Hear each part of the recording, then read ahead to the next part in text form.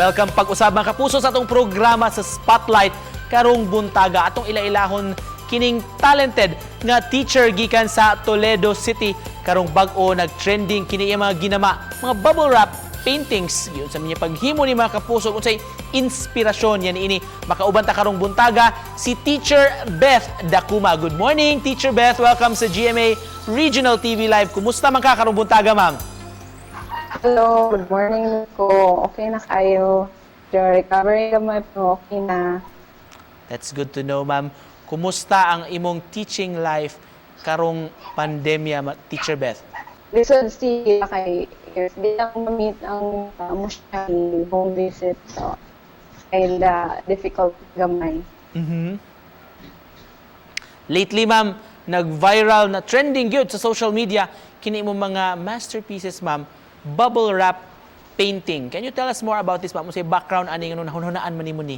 Ako ang image sa akong painting represent sa ako ang pag-value sa life.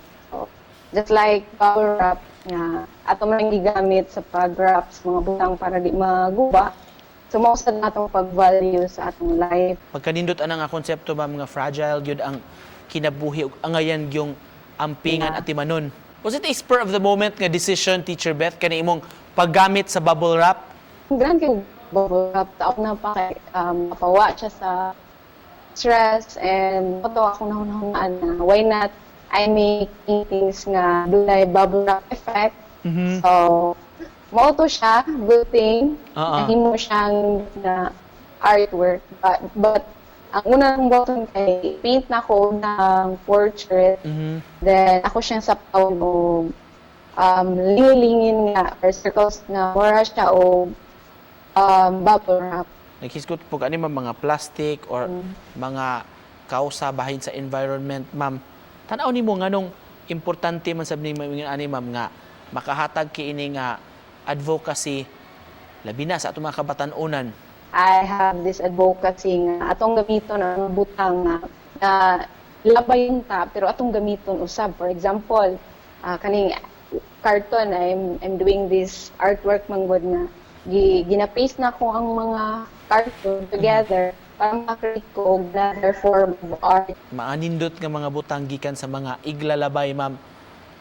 Unsay Yeah.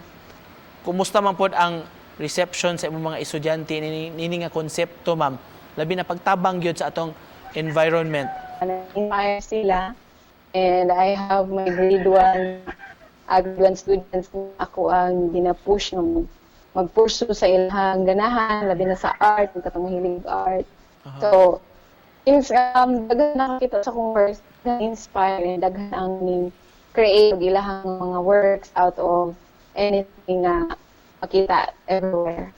To cap this off, Teacher Beth, unsay gusto nimo nga i-share nga mensahe sa atong mga viewers? Sa tanan nga mga naka-experience ng mga kalisdanan, laban lang and dito magta sa kalitod and masalig sa Ginoo. And for those nga naka-experience depression and sadness, maybe we should try making art. And for those nga hilig art, I can say, till death, we do art. Till death, we do art. Takto, ma'am, no? Yeah. Yes. And with that, we'd like to thank you, Teacher Beth, sa pag-uban kanamo karong buntaga o paghatag og inspirasyon sa atong mga kapuso nga nagtan-aw. Thank you so much. Gikan sa Toledo City, mga kapuso, si Teacher Beth Dakuma. Salamat! Thanks, sir. God bless. Thank you. God bless, Teacher Beth.